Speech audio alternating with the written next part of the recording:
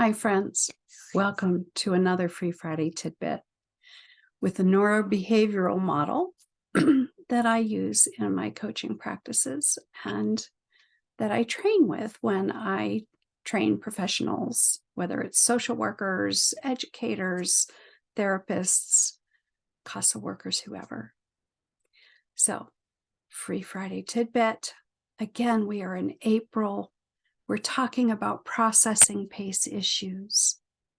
I mentioned last time about these kids, these people seeming like a 10-second kid in a 1-second world. I mentioned how fast-paced our world is anymore, and that one of the primary ways that we are often impacted cognitively, right, by prenatal exposure to alcohol, drugs, or trauma, is in our processing pace. In other words, the amount of time that it takes for our brain to process all the information that it needs to as we understand the world around us, interact with the world around us, engage in conversations with people, think about things. Last week, we talked about auditory processing pace, and this week, we're actually going to think about our thinking processing pace, right? It seems as though some of us think more slowly than others. Last week, I mentioned the movie Zootopia. I don't know if you've ever seen that one. Terrific little flick. There's a scene in it, the DMV scene. Now, if you haven't seen it, the entire movie has different animals playing the main characters, which is nothing new for Disney Pixar, right?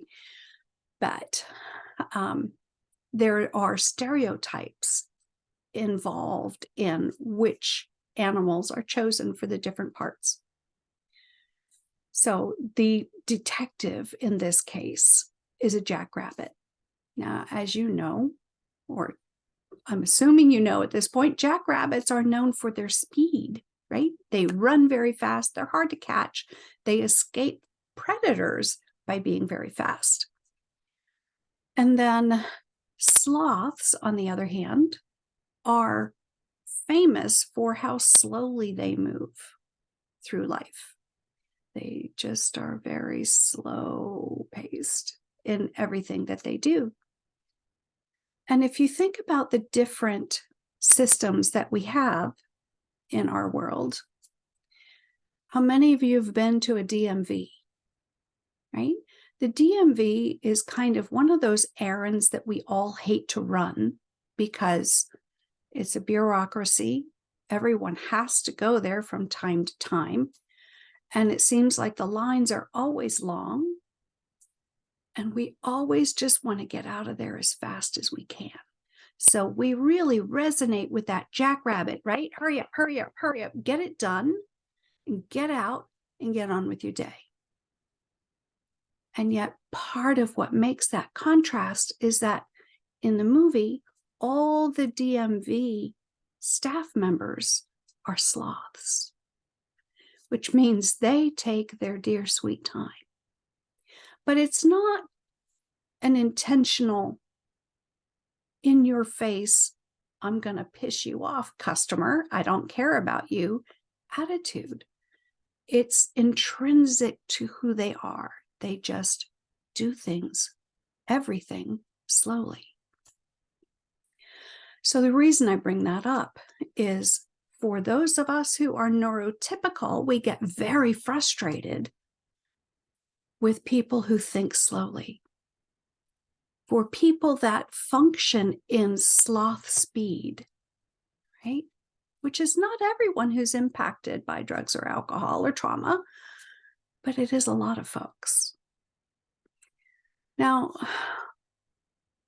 I want you to think about something else.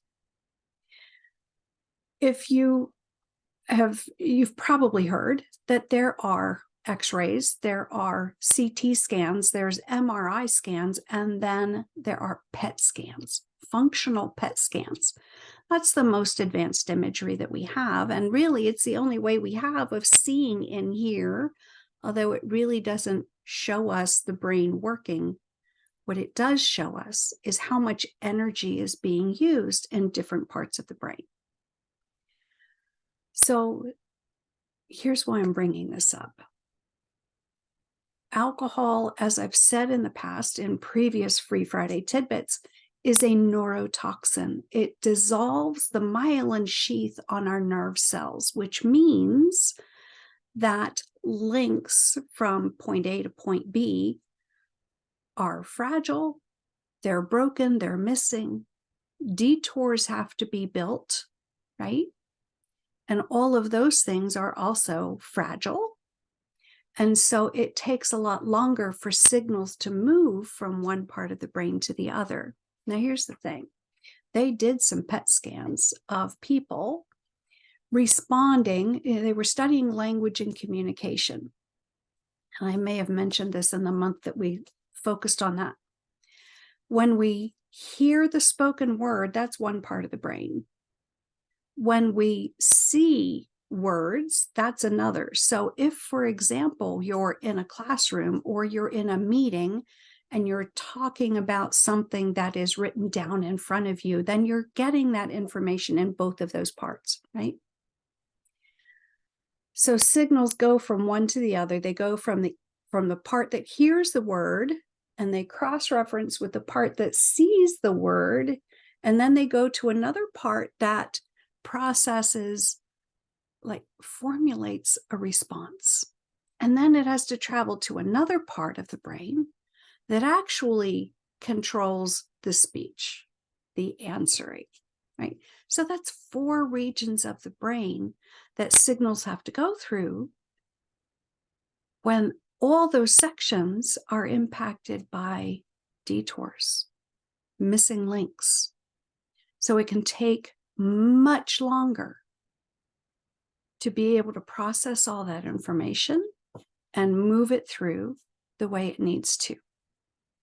So I hope that this Free Friday tidbit helps you to understand why some people, especially those of us impacted by prenatal exposure to alcohol, move at sloth speed. Have some compassion, right? Just as you would want to if you were really tired and sluggish and didn't feel good, right? If you needed extra time, so do the people in your life that have been affected by teratogens, right? Alcohol, drugs, trauma, and numerous other things, right? It's all biological. And there's nothing intentional about your child or your loved one needing extra time. It's not intended to tick anybody off. It's not intended to push any buttons. It just is what it is. So I hope that this Free Friday tidbit has been helpful. I hope that it's given you a new perspective and a new degree of patience. And I thank you so much, and have a great weekend and a fantastic week. And I'll see you next Friday for another Free Friday tidbit. Take care.